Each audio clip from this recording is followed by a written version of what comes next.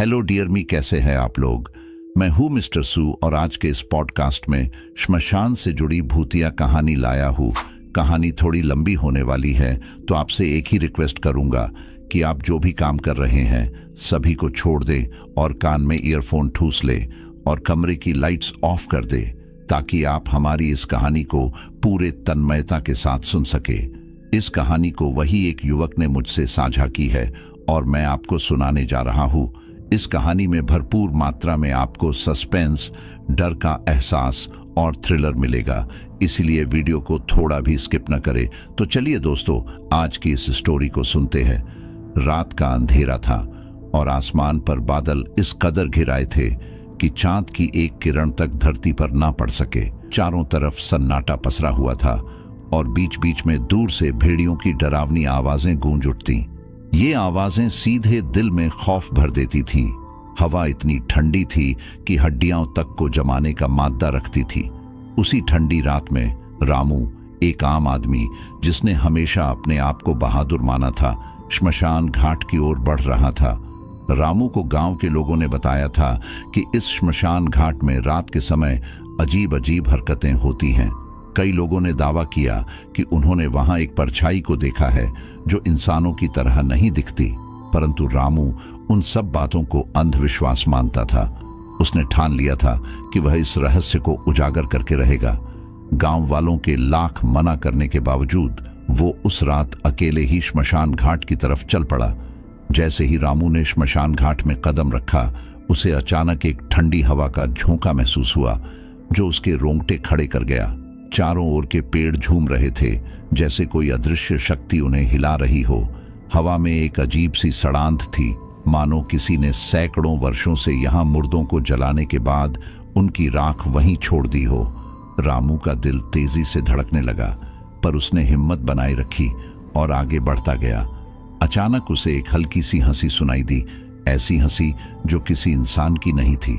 वह रुक गया, चारों ओर देखा, पर वहां कोई नहीं था। कुछ पल के लिए उसे लगा कि शायद यह उसका भ्रम है, पर तभी उसे लगा कि किसी ने उसके कंधे पर हाथ रखा है।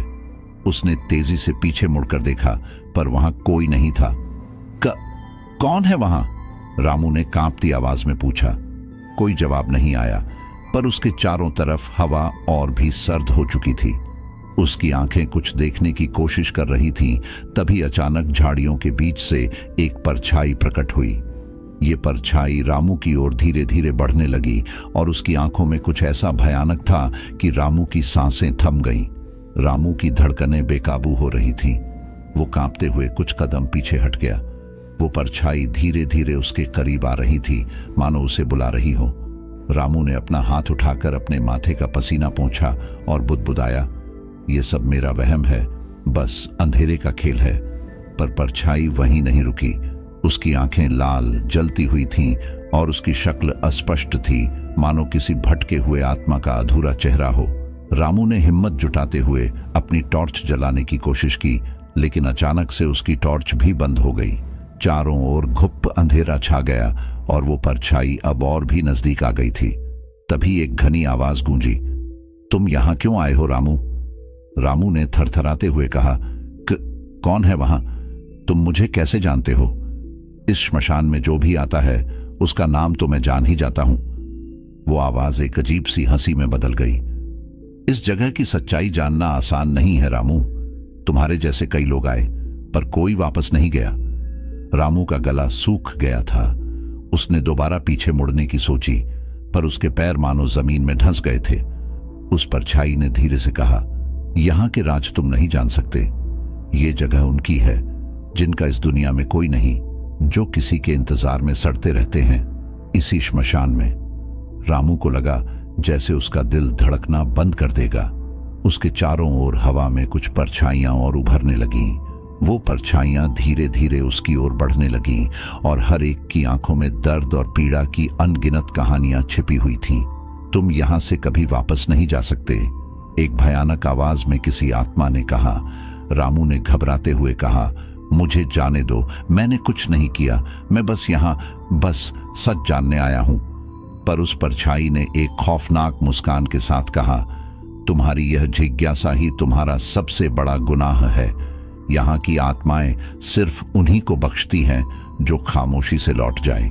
लेकिन तुमने हमारे श्मशान में कदम रखा है, अब लौटना आसान नहीं होगा। रामू की गुमशुदगी के बाद गांव में खौफ फैल चुका था। अब हर कोई श्मशान घाट के बारे में ज्यादा बातें करने से भी कतराने लगा। लोग उस जगह से गुजरते हुए अपनी नजरें झुका लेते, जैसे उस जगह को देखना भी कोई पाप हो। गांव के बुजुर्ग कहते थे कि श्मशान में हर रात एक नई आत्मा आती है, वो आत्मा जो किसी खौफनाक तरीके से वहां बंध जाती है और बाहर निकलने का रास्ता तलाशती रहती है। रामू की कहानी ने लोगों के दिलों में डर का साया और गहरा कर दिया था। उस रात के कुछ हफ्तों बाद गांव के एक नौजवान विजय, जिसे रामू का करीबी दोस्त माना जाता था, ने रामू की कहानी का सच जानने की ठान ली।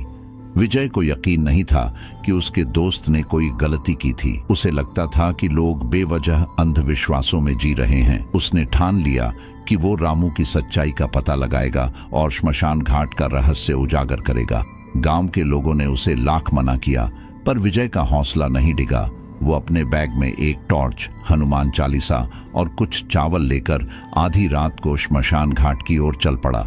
उसे विश्वास था कि अगर वहां सचमुच कोई भूत प्रेत होगा तो वह हनुमान चालीसा से खुद को सुरक्षित रख सकेगा।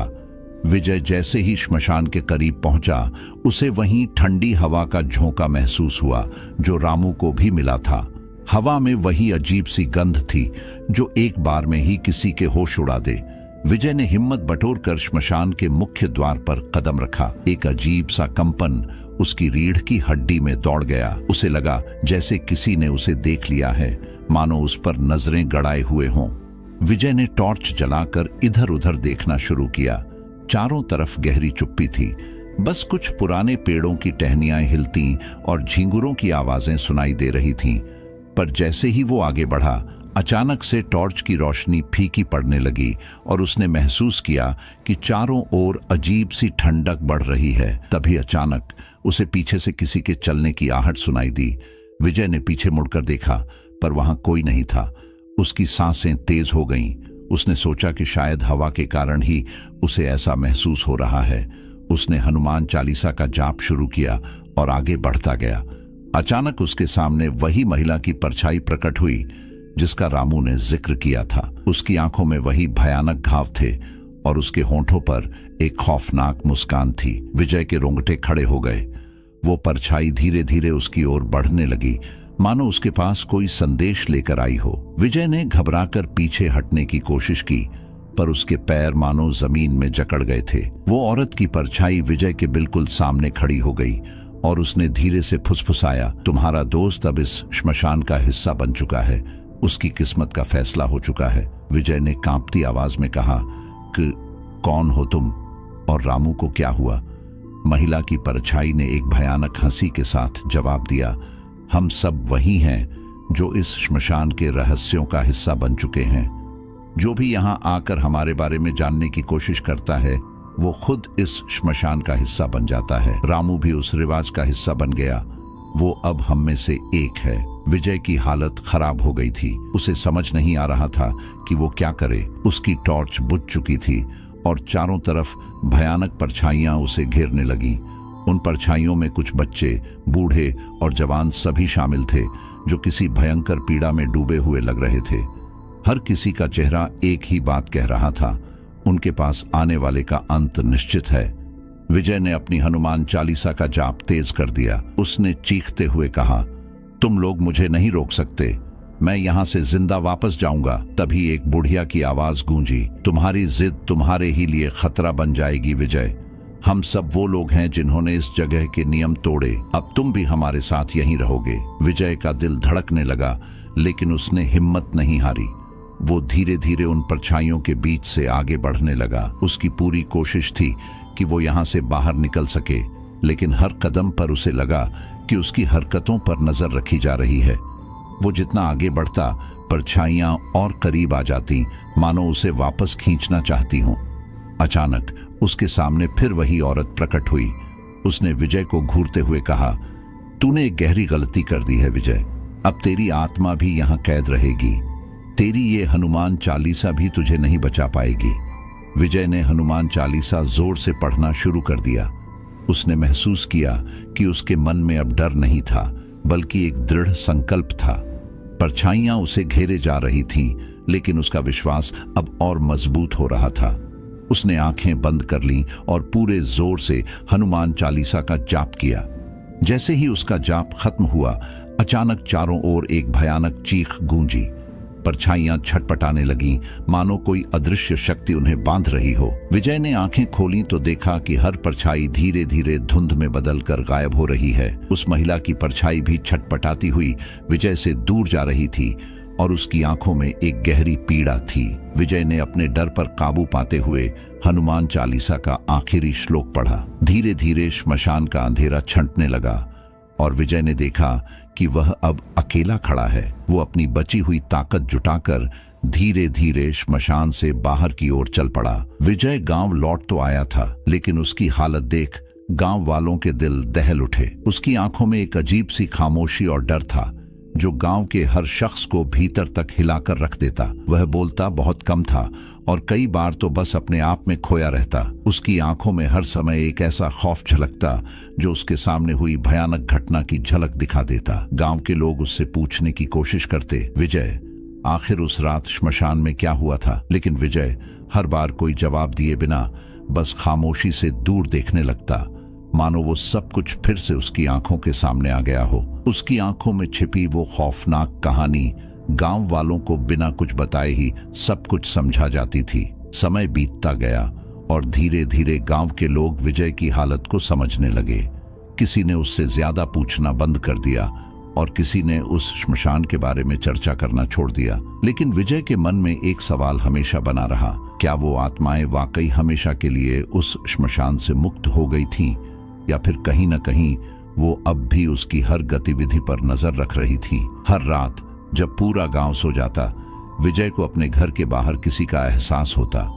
वो दरवाजे पर बूटों की हल्की आहटें, खिड़की के शीशों पर सरसराहट और दीवारों पर धीमी दर्दनाक फुसफुसाहटें सुनाई देती। उसे लगता जैसे कोई उसे देख रहा है, जैसे कोई उसे फिर से बुला रहा है। कई बार उसके घर के दरवाजे पर दस्तक होती, पर जब वो खोलने जाता तो सामने सिर्फ अंधेरा होता। उसकी माँ उसे हमेशा समझाती, बेटा, वो सब बस तेरा वहम है, तूने खुद को बहुत डराया है, अब अपने मन को शांत कर। लेकिन विजय जानता था कि ये सब उसका वहम नहीं था। श्मशान की वो रात आज भी उसकी यादों में ताजा थी और जैसे जैसे दिन बीतते जा रहे थे, वो खौफनाक यादें और गहरी होती जा रही थीं। उसे लगता कि अगर उसने कभी उस भूतिया श्मशान की तरफ फिर कदम बढ़ाया तो शायद वह कभी वापस नहीं लौट पाएगा। फिर एक रात जब सर्द हवाएं चल रही थीं और गांव के चारों ओर घना कोहरा छाया हुआ था, विजय को अपने घर के बाहर किसी के रोने की आवाज सुनाई दी। पहले उसने सोचा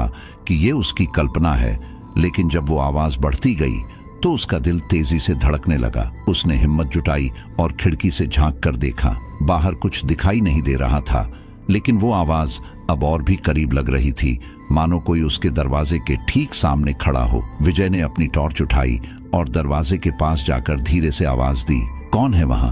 पर वहां कोई जवाब नहीं आया। फिर अचानक ही उसकी टॉर्च की रोशनी खुद ही बुझने लगी और चारों ओर वही डरावना सन्नाटा छा गया। विजय ने दरवाजा खोलकर बाहर झांकने की हिम्मत की, लेकिन जैसे ही उसने कदम बाहर रखा, उसकी नजर जमीन पर पड़ी। वहां ताजे मिट्टी के निशान थे, जैसे कोई अभी अभी वहां से चला गया हो। उसके कंधे पर ठंडी हवा का एक झोंका महसूस हुआ और उसे लगा जैसे कोई अदृश्य शक्ति उसके पीछे खड़ी है। उसकी सांसें तेज हो गईं। उसने अपने आप को संभालते हुए कहा, कौन हो तुम? क्या तुम फिर से वापस आ गए हो? तभी उसे अपनी पीठ पर एक हल्का सा स्पर्श महसूस हुआ, एक ऐसा स्पर्श जो मानो उसे घसीटने के लिए बना हो। विजय ने हड़बड़ाकर पीछे मुड़कर देखा, पर वहां कोई नहीं था। उसकी आंखों में खौफ था, लेकिन हिम्मत जुटाकर वो कमरे में वापस चला गया और दरवाजा बंद कर दिया। अगले कुछ दिन विजय के लिए बहुत भारी गुजरे। हर रात वो एक नया डरावना अनुभव करता। कभी उसे खिड़की पर किसी की परछाई नजर आती, कभी कमरे में किसी के भारी कदमों की आहट सुनाई देती। उसने कई बार अपने दोस्तों और परिवार से बात करने की कोशिश की, पर वो खुद समझ नहीं पा रहा था कि इस बात को कैसे बयान करे। गांव वालों ने जब उसकी हालत देखी तो कुछ बुजुर्गों ने मिलकर एक तांत्रिक को बुलाने का फैसला किया। तांत्रिक ने विजय को देखा और कुछ अनुष्ठान करने का निश्चय किया। उसने विजय से कहा, बेटा, जो श्मशान का रास्ता एक बार पकड़े उसे छोड़ना आसान नहीं। तेरे पीछे कुछ है जो तुझे नहीं छोड़ रहा। हमें इसके लिए एक विशेष हवन करना होगा ताकि तेरी आत्मा शांति से रह सके। उस रात गांव के बुजुर्ग और तांत्रिक ने विजय के घर में हवन किया। वातावरण में मंत्रों की गूंज फैल गई और हवन का धुआं पूरे घर में फैला।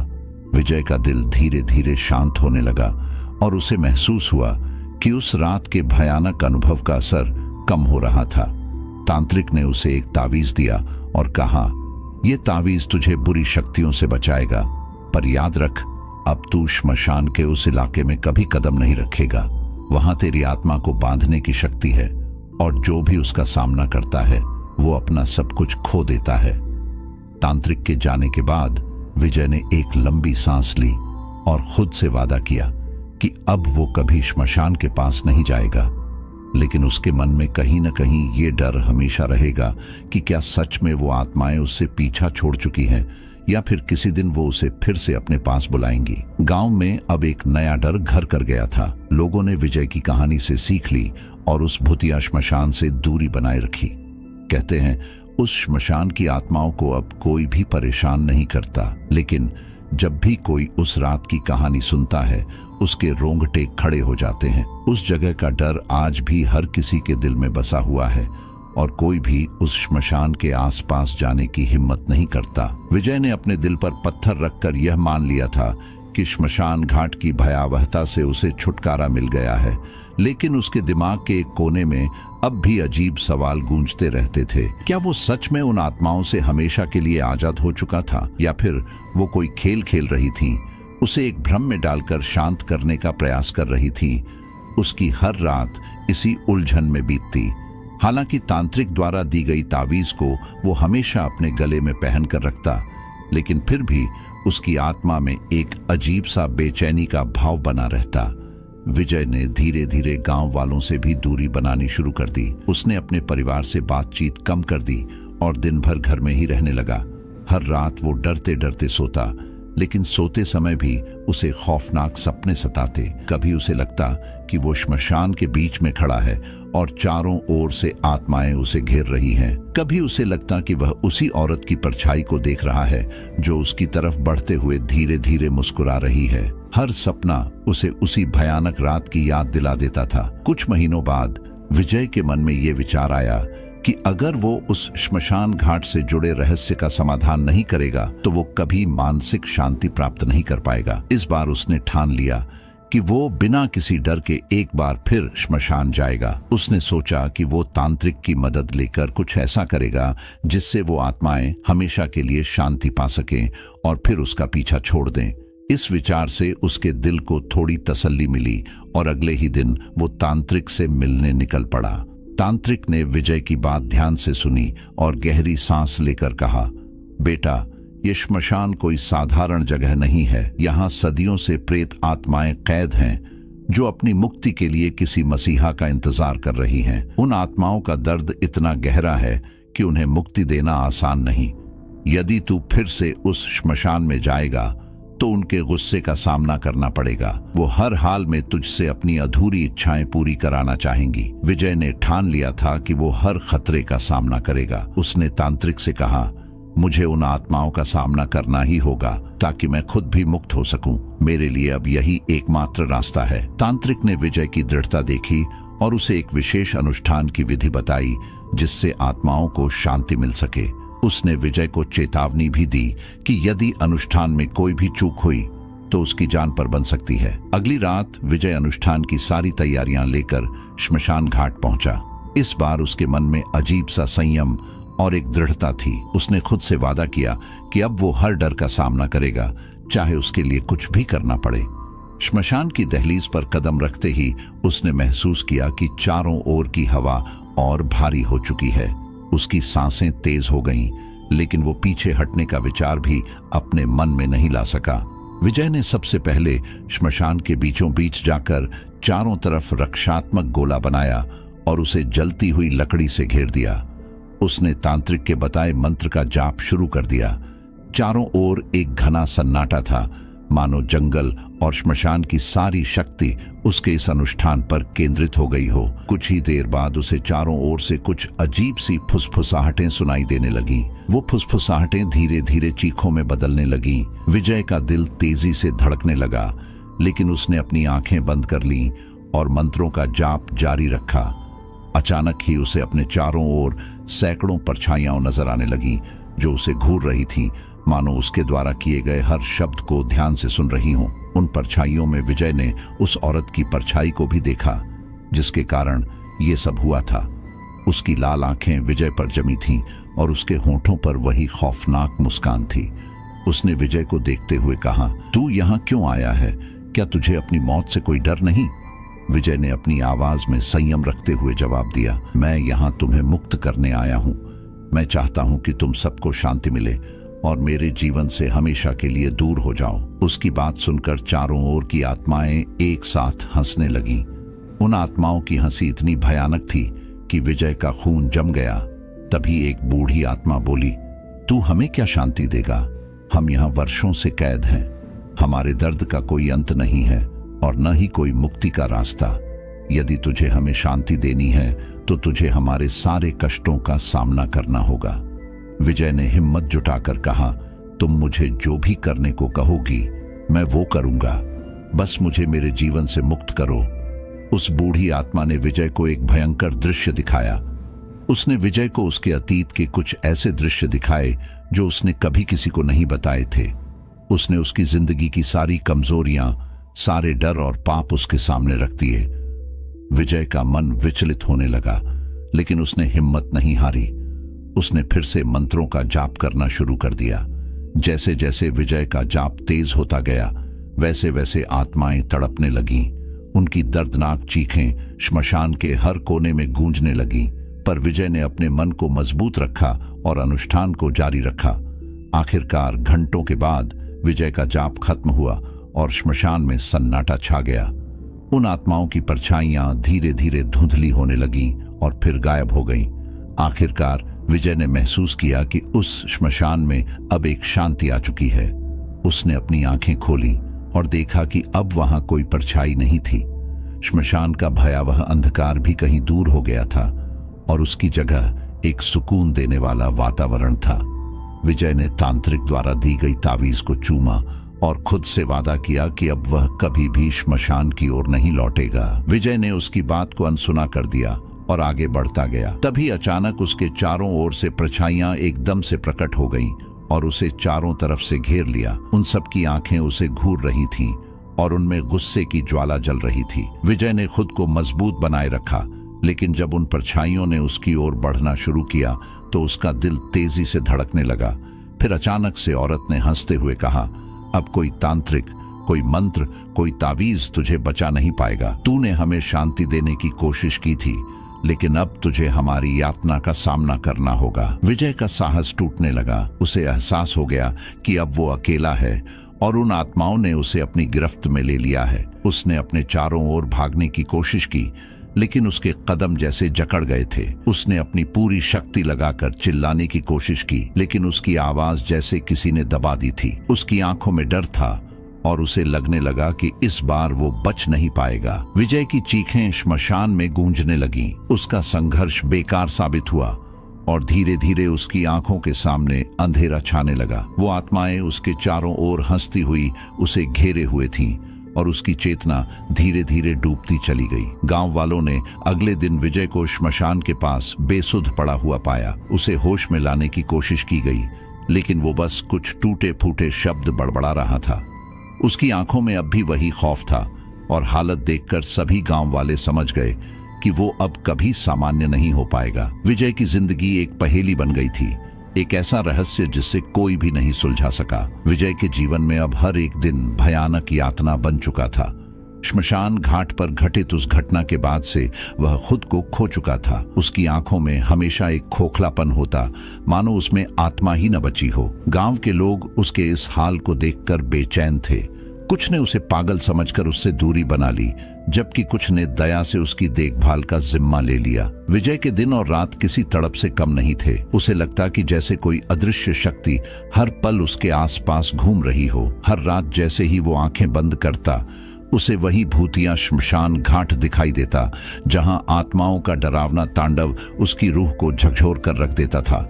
हर रात उसे वही औरत की हंसी सुनाई देती, वो हंसी जिसने उसकी रूह को चीर डाला था। एक रात जब सब सो रहे थे, अचानक विजय अपने बिस्तर से उठ खड़ा हुआ। उसकी आंखें बंद थीं, पर उसके कदम दृढ़ और संकल्पपूर्ण थे, मानो कोई उसे खींचकर श्मशान की ओर ले जा रहा हो।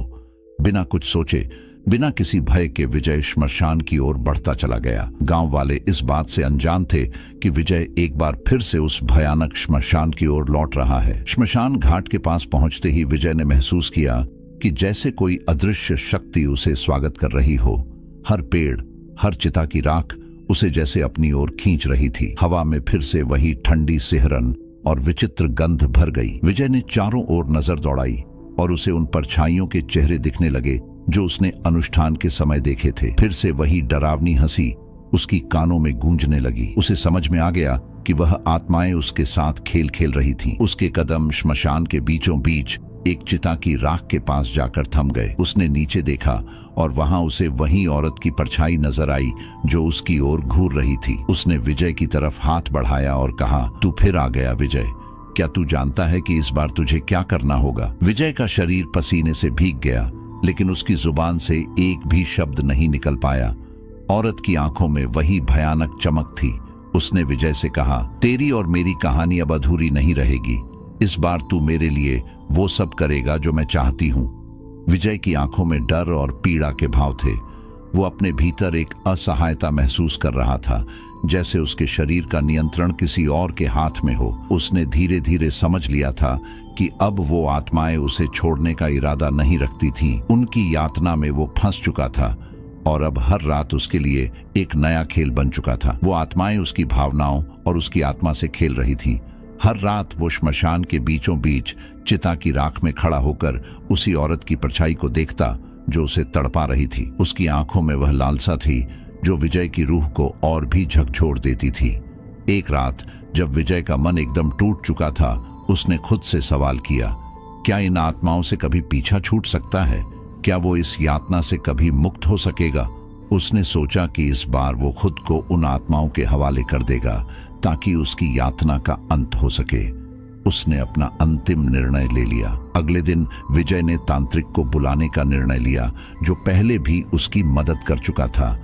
तांत्रिक उसकी हालत देखकर हैरान रह गया। उसने विजय से पूछा, बेटा, क्या तुझे पता है कि इन आत्माओं के साथ खेल खेलना खतरनाक हो सकता है? तू फिर से उस श्मशान में क्यों गया? विजय ने थकी हुई आवाज में जवाब दिया, मुझे अब इससे मुक्त होना है, चाहे जो भी करना पड़े। मैं ये यातना और नहीं सह सकता। वो आत्माएं मेरे साथ खेल रही हैं, मुझे अपने जाल में फंसा रही हैं।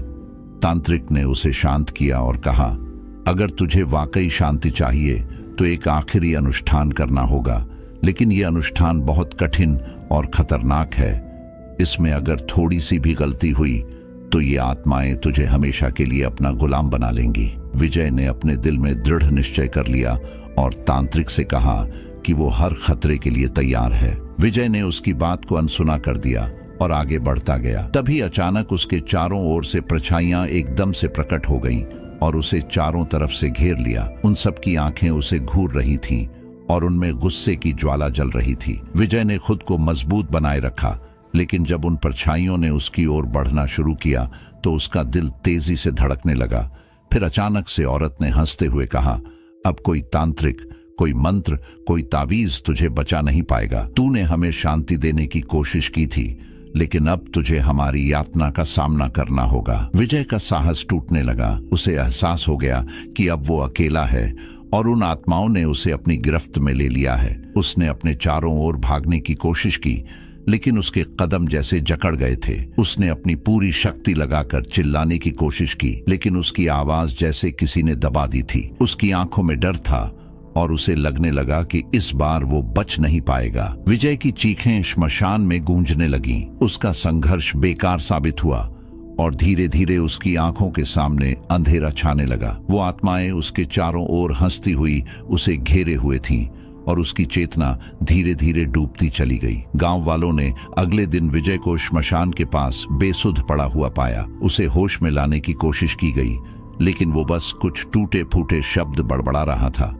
उसकी आंखों में अब भी वही खौफ था और हालत देखकर सभी गांव वाले समझ गए कि वो अब कभी सामान्य नहीं हो पाएगा। विजय की जिंदगी एक पहेली बन गई थी, एक ऐसा रहस्य जिससे कोई भी नहीं सुलझा सका। विजय के जीवन में अब हर एक दिन भयानक यातना बन चुका था। श्मशान घाट पर घटित उस घटना के बाद से वह खुद को खो चुका था। उसकी आंखों में हमेशा एक खोखलापन होता, मानो उसमें आत्मा ही न बची हो। गांव के लोग उसके इस हाल को देखकर बेचैन थे। कुछ ने उसे पागल समझकर उससे दूरी बना ली, जबकि कुछ ने दया से उसकी देखभाल का जिम्मा ले लिया। विजय के दिन और रात किसी तड़प से कम नहीं थे। उसे लगता कि जैसे कोई अदृश्य शक्ति हर पल उसके आसपास घूम रही हो। हर रात जैसे ही वो आंखें बंद करता, उसे वही भूतिया श्मशान घाट दिखाई देता, जहां आत्माओं का डरावना तांडव उसकी रूह को झकझोर कर रख देता था। हर रात उसे वही औरत की हंसी सुनाई देती, वो हंसी जिसने उसकी रूह को चीर डाला था। एक रात जब सब सो रहे थे, अचानक विजय अपने बिस्तर से उठ खड़ा हुआ। उसकी आंखें बंद थीं, पर उसके कदम दृढ़ और संकल्पपूर्ण थे, मानो कोई उसे खींचकर श्मशान की ओर ले जा रहा हो। बिना कुछ सोचे, बिना किसी भय के विजय श्मशान की ओर बढ़ता चला गया। गांव वाले इस बात से अनजान थे कि विजय एक बार फिर से उस भयानक श्मशान की ओर लौट रहा है। श्मशान घाट के पास पहुंचते ही विजय ने महसूस किया कि जैसे कोई अदृश्य शक्ति उसे स्वागत कर रही हो। हर पेड़, हर चिता की राख उसे जैसे अपनी ओर खींच रही थी। हवा में फिर से वही ठंडी सिहरन और विचित्र गंध भर गई। विजय ने चारों ओर नजर दौड़ाई और उसे उन परछाइयों के चेहरे दिखने लगे जो उसने अनुष्ठान के समय देखे थे। फिर से वही डरावनी हंसी उसकी कानों में गूंजने लगी। उसे समझ में आ गया कि वह आत्माएं उसके साथ खेल खेल रही थीं। उसके कदम श्मशान के बीचों बीच एक चिता की राख के पास जाकर थम गए। उसने नीचे देखा और वहां उसे वही औरत की परछाई नजर आई जो उसकी ओर घूर रही थी। उसने विजय की तरफ हाथ बढ़ाया और कहा, तू फिर आ गया विजय। क्या तू जानता है कि इस बार तुझे क्या करना होगा? विजय का शरीर पसीने से भीग गया, लेकिन उसकी जुबान से एक भी शब्द नहीं निकल पाया। औरत की आंखों में वही भयानक चमक थी। उसने विजय से कहा, तेरी और मेरी कहानी अब अधूरी नहीं रहेगी। इस बार तू मेरे लिए वो सब करेगा जो मैं चाहती हूं। विजय की आंखों में डर और पीड़ा के भाव थे।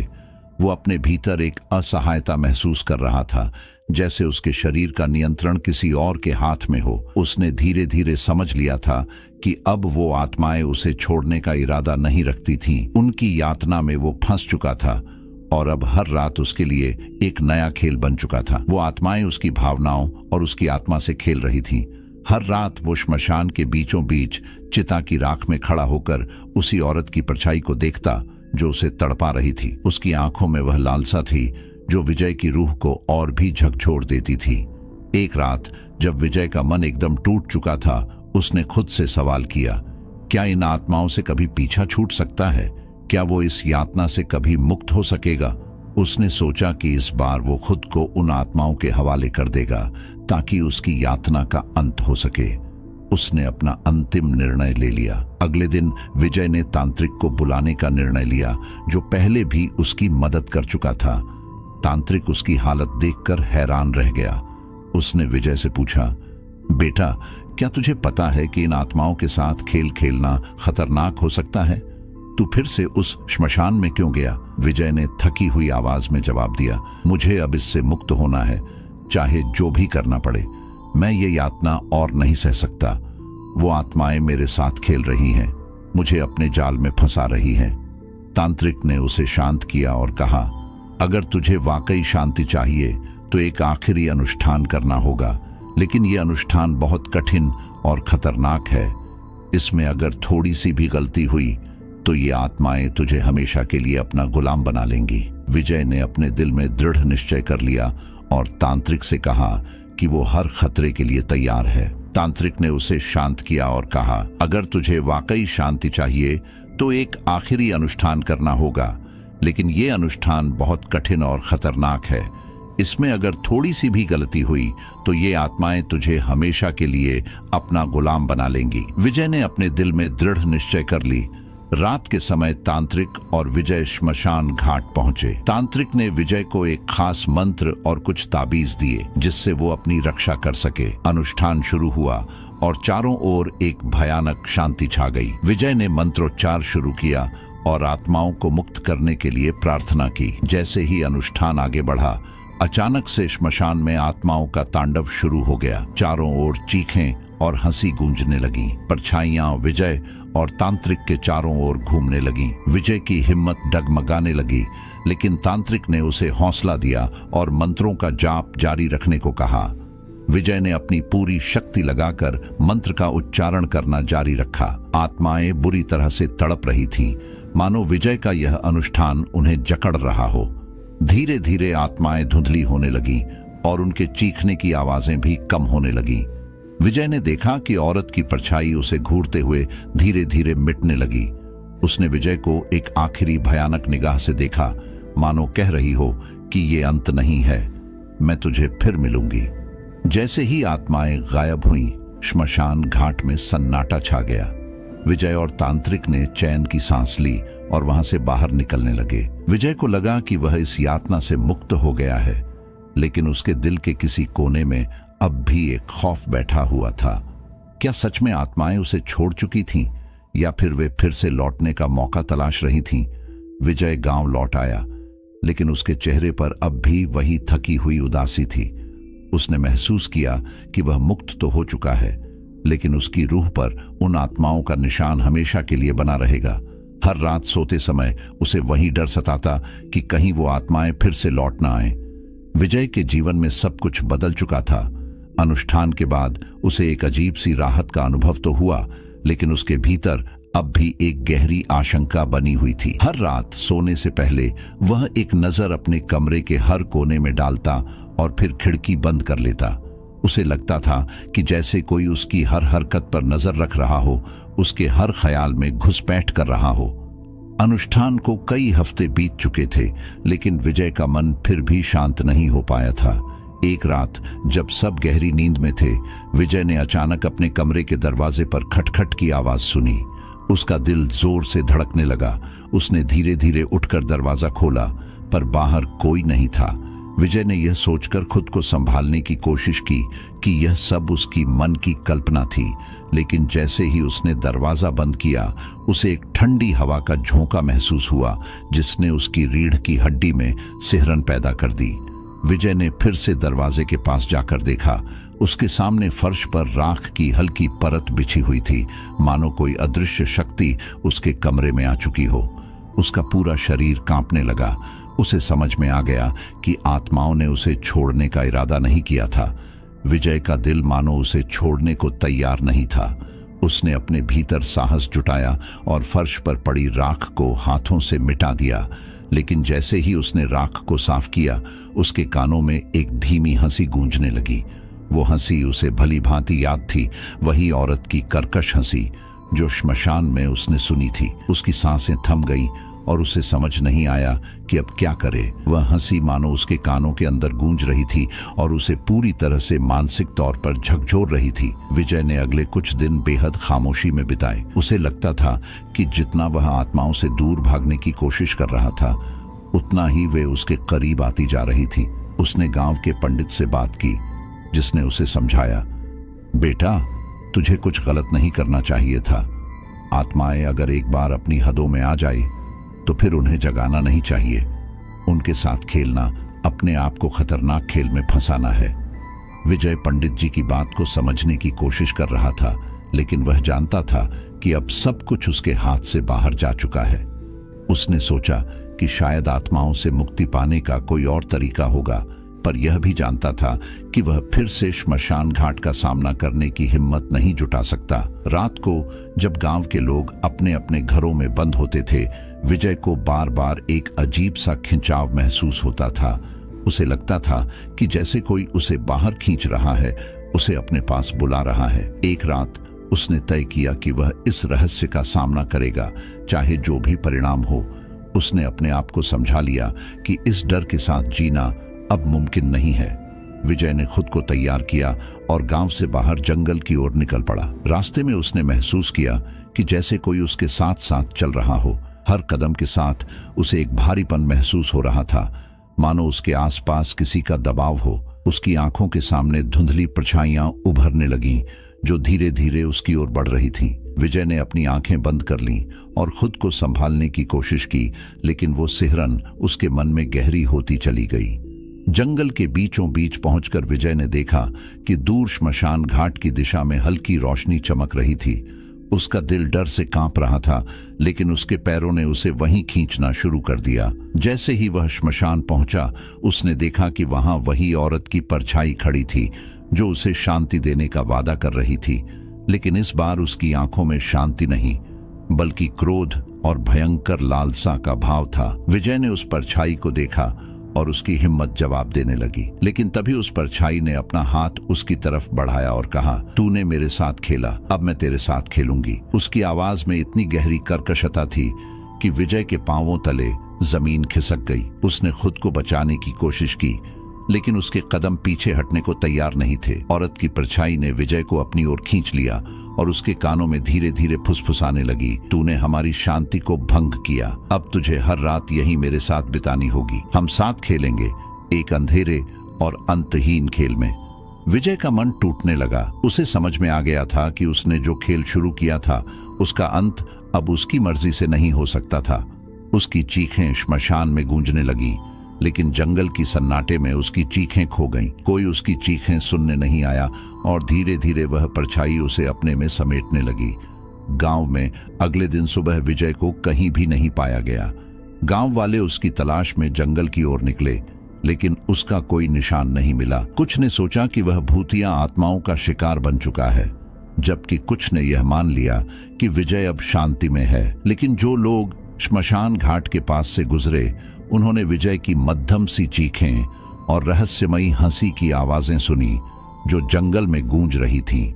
इस तरह विजय का किस्सा भी एक रहस्य बन गया, जो हमेशा के लिए श्मशान घाट में दफन हो गया। गांव वालों ने उस श्मशान घाट के पास जाने से तौबा कर ली। गांव में विजय के अचानक गायब होने की खबर आग की तरह फैल गई। लोग तरह तरह की बातें करने लगे। किसी का मानना था कि विजय श्मशान की भूतिया आत्माओं का शिकार हो गया, जबकि कुछ इसे सिर्फ एक अफवाह समझ रहे थे।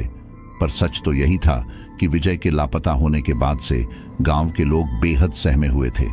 हर कोई जानता था कि श्मशान घाट के पास जाना अब बेहद खतरनाक हो चुका है। रात में तो दूर, दिन में भी उस ओर जाने की किसी में हिम्मत नहीं थी। लेकिन गांव का एक युवक राहुल, जिसे विजय से गहरा लगाव था, उसने ठान लिया था कि वह विजय की सच्चाई का पता लगाएगा। उसके मन में यह सवाल था कि आखिर विजय के साथ ऐसा क्या हुआ जो उसे इस तरह से गायब कर दिया गया। उसने गांव वालों की सलाह को नजरअंदाज किया और रात के समय श्मशान घाट का रुख किया। उसकी जेब में कुछ ताबीज और एक मशाल थी। उसने सोचा कि ताबीज उसे किसी भी बुरी आत्मा से बचाएगा। जैसे ही राहुल श्मशान घाट के पास पहुंचा, उसे वहीं ठंडी हवा का झोंका महसूस हुआ, जो विजय ने पहली बार महसूस किया था। वह भीतर तक सिहर गया, लेकिन उसका इरादा अटल था। उसने चारों ओर नजर दौड़ाई। सब कुछ शांत था, पर वह जानता था कि यह शांति असल में किसी खौफनाक तूफान की चेतावनी थी। धीरे धीरे उसके कानों में फुसफुसाहटें सुनाई देने लगीं। वे फुसफुसाहटें मानो किसी पुरानी भाषा में कुछ कह रही थीं, और हर शब्द उसके मन में डर की एक और लहर पैदा कर रहा था। जैसे ही वह आगे बढ़ा, उसे धुंधली सी परछाइयां दिखने लगीं। वे परछाइयां उसकी ओर इशारा कर रही थीं, मानो उसे अंदर बुला रही हों। राहुल ने अपने कदम धीमे कर दिए, पर उसकी जिज्ञासा उसे रोकने नहीं दे रही थी। उसने मशाल की रोशनी तेज कर दी और उन परछाइयों की ओर बढ़ा। तभी अचानक उसे विजय की आवाज सुनाई दी, राहुल, मुझे बचा ले, मैं यहाँ कैद हूँ। ये आत्माएं मुझे छोड़ने को तैयार नहीं हैं। राहुल की सांसें थम सी गईं। विजय की आवाज सुनकर वह घबरा गया, लेकिन उसने हिम्मत जुटाई और आवाज की दिशा में आगे बढ़ा। जैसे ही वह उस जगह पहुंचा, उसने देखा कि विजय सचमुच उसके सामने खड़ा था, पर उसकी आंखें खाली थीं, जैसे उसकी आत्मा उससे अलग हो चुकी हो। विजय ने राहुल को देखा और बोला, तूने यहाँ आकर गलती कर दी। ये आत्माएं तुझे भी कैद कर लेंगी, अब हमारे भागने का कोई रास्ता नहीं है। राहुल के चेहरे पर डर की लकीरें खींच गईं। उसने विजय से पूछा, तुम्हें यहाँ किसने बांध रखा है और हम कैसे इस जगह से बाहर निकल सकते हैं? तभी एक भयावह हंसी गूंज उठी, वही औरत की कर्कश हंसी जिसने विजय को अपनी गिरफ्त में ले लिया था। उस हंसी के साथ ही वहां एक परछाई उभरी, एक भयानक और डरावनी शक्ल जो रोशनी के सामने आते ही और भी विकृत हो गई थी। वह औरत की आत्मा थी जिसने विजय को अपने कब्जे में कर लिया था। उसने राहुल को घूरते हुए कहा, तू यहाँ क्यों आया है इंसान? ये तेरा स्थान नहीं है। अब तू भी विजय के साथ हमेशा के लिए यहाँ रहेगा। राहुल की रीढ़ में ठंडक दौड़ गई। वह समझ गया कि यह औरत की आत्मा किसी साधारण आत्मा नहीं थी, बल्कि कोई पुरानी शापित आत्मा थी जो श्मशान के हर कोने में अपनी ताकत फैलाए हुए थी। उसने अपने ताबीज को अपने हाथ में कसकर पकड़ लिया और आत्मा से कहा, मैं विजय को यहां से लेकर जाऊंगा, चाहे कुछ भी हो जाए। तेरी दुष्ट आत्मा मुझे रोक नहीं सकती। लेकिन जैसे ही राहुल ने ताबीज आगे बढ़ाया, औरत की आत्मा जोर से हंसी और बोली, ये ताबीज मुझे नहीं रोक सकते। मैं तुझसे कहीं ज्यादा शक्तिशाली हूं। मेरी ताकत श्मशान की हर चिता में समाई हुई है। मैं वह आत्मा हूं जो कभी मुक्त नहीं हो सकती, और जो भी यहाँ आता है उसे अपने साथ ले जाती हूँ। राहुल ने डर के बावजूद हिम्मत नहीं हारी। उसने सोचा कि शायद विजय की आत्मा को मुक्त करने का कोई तरीका होगा। उसने विजय का हाथ पकड़कर उसे बाहर ले जाने की कोशिश की, पर विजय का शरीर भारी हो गया, मानो किसी अदृश्य जंजीर से बंधा हुआ हो। तभी औरत की आत्मा ने विकृत मुस्कान के साथ राहुल की ओर देखा और बोली, तू इसे यहां से नहीं ले जा सकता। अब ये मेरी दुनिया का हिस्सा है।